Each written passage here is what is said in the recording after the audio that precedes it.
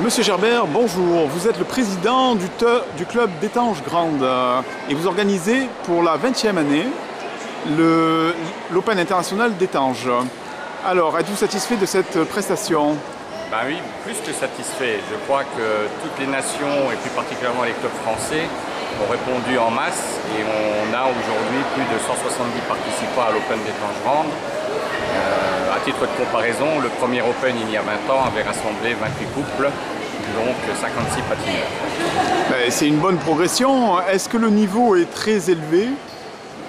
Alors, je pense que le niveau est... On a vu de très très belles choses. L'intérêt de cette manifestation, c'est que d'abord elle est ouverte à toutes les catégories d'âge. Et puis surtout, ça permet à de nombreux patineurs, non seulement qui ont participé aux compétitions internationales, mais même ceux qui ont fait de bons résultats nationaux, de participer à Étanges. D'accord, il y a beaucoup de patineurs qui apparemment arrivent des championnats du monde et de la Coupe d'Europe. Donc plusieurs nations sont représentées. Tous les niveaux sont-ils là ou bien y a-t-il une sélection faite au départ? Alors pour ce qui est des fédérations, il y a des sélections de fait. Au niveau du Portugal, ça a été laissé ouvert au club et au niveau français, il y a eu une sélection à 2 stades, une sélection d'équipe de France et puis une sélection d'autorisation au club de participer pour certains patineurs. En somme, comme vous le disiez, cette compétition est surtout un tremplin qui permet aux jeunes de s'aguerrir au contact des meilleurs. Tout à fait.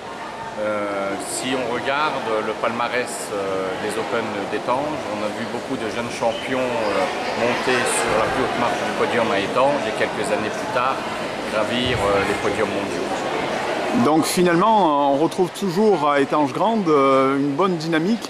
Est-ce que votre équipe de bénévoles vous satisfait? Alors, non seulement on trouve une bonne dynamique, mais je pense qu'une des raisons du succès des Open d'Étanges pour perdurer 20 ans, c'est d'avoir vraiment une belle équipe de bénévoles et à ce titre, je leur rends hommage. Et apparemment, vous êtes également soutenu par la municipalité, la communauté de communes. Vous êtes dans un milieu très sportif. Est-ce qu'il y a une véritable prise de conscience des politiques vis-à-vis du sport à Étanges Grande?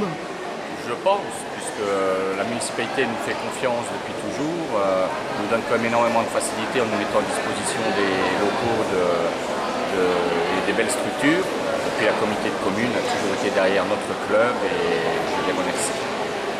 Est-ce que vous-même, à titre personnel, vous envisagez de continuer dans cette voie et de vous représenter au poste de président de votre club et même voir plus haut? Alors bon, après 20 ans, dont 18 ans de présidence, je crois que la question ne se pose plus tellement. Il est sûr que pour l'année qui vient, je me représenterai au niveau de mon club. Et pour la première fois, peut-être, je vais essayer de briguer une place au sein du comité de patinage artistique. Vos artistes, vos sportifs artistes sont très bien cotés au niveau de la fédération. Vous avez de nombreux podiums internationaux, même y compris votre fille. Est-ce que cette dynamique est propre à Étanges? Quelle politique a été mise en place depuis 18 ans pour arriver à de tels résultats au niveau international?